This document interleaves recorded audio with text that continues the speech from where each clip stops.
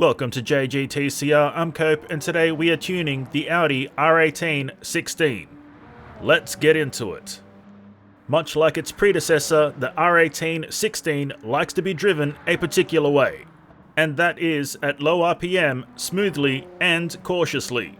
Should we stray from this formula, this Audi is swift to reprimand us and deliver a harsh sting of punishment. Despite the strict nature of R18s in general, this model has seen some improvements that make it easier to drive.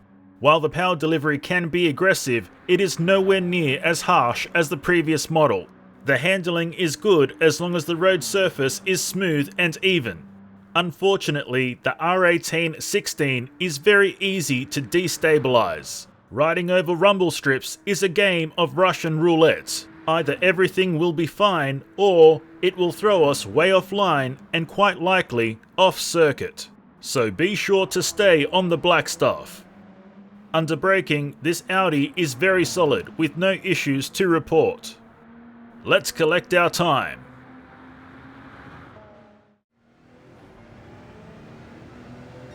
(5 minutes 47.6 seconds). And now our race tune. Our focus for the race tune on this Audi was to nullify the sketchy nature of how this vehicle moves, because there's no point in having a fast car if we can't keep it on the circuit. The suspension was softened at the rear to stop the snappy nature of the tail end.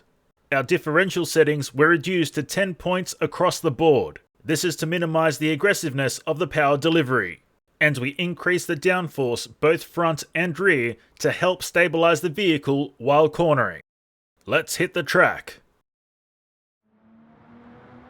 When modified and tuned, this Audi R18 16 has seen a stellar improvement in performance. It is no longer moody and squirrely, it now awaits to obey your every command and is attentive while doing so. It would be easy to say that we are at least 5 times more confident that this Audi can and will perform what we ask of it. The caveat here is that we must still drive at low RPM, especially when tackling corners. But the good news is that this Audi is now more tolerant of using higher RPM while racing. The overall stability of this R18 has improved considerably, and our fear of uneven road surfaces has been cast aside for the most part. This has also improved our braking ability, which has improved tenfold. Let's jump ahead and collect our time. 5 minutes 46.7 seconds. Yes, here we are once again drift tuning a vehicle that should not be drift tuned. But apparently I am a glutton for punishment, so here we go. Naturally, our tune is an effort in ridiculousness. So take it all in, apply it if you must, and let's see it drift on track. If there's anything to be said about what we do on this channel, at the very least we can say we are thorough.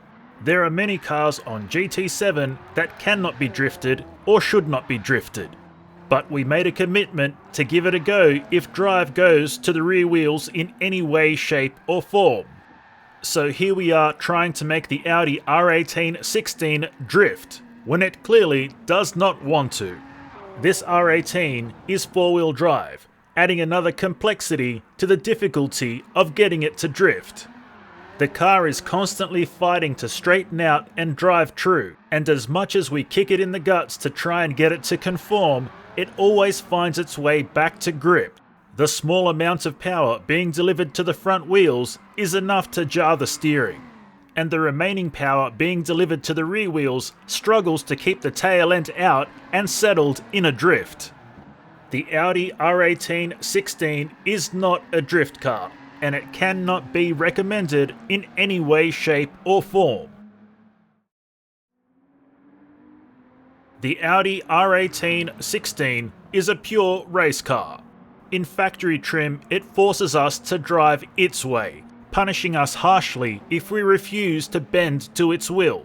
Like many Audi race cars, it prefers low RPM, and it will not tolerate any deviance from this norm. When completely modified and tuned, we gain more agency when it comes to how this R18 is driven. But while we do gain more control, in the end we must reach a compromise between what the Audi wants and what we desire. And that's all we have for you today, so until next time, keep racing!